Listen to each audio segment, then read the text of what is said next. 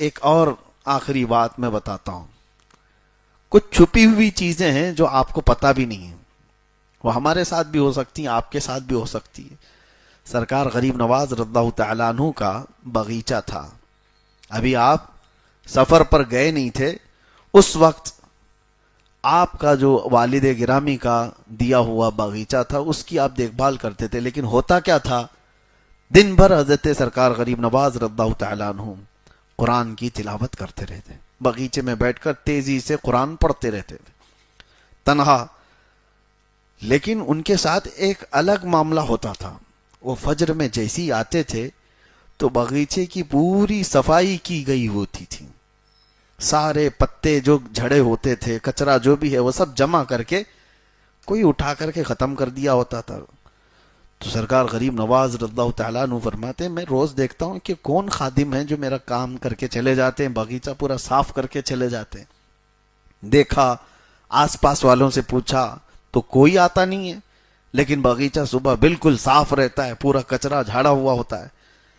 تو ایک دن آپ تہجد کے بعد سیدھے آ گئے باغیچے کے اندر, فجر کی اذان اور نماز سے پہلے ہی, کہ دیکھتے ہیں تو جیسی آپ باغیچے میں آئے تو کچھ لوگ جھاڑ رہے ہیں اور کچرا جھاڑ رہے ہیں اور سب جمع کر رہے ہیں.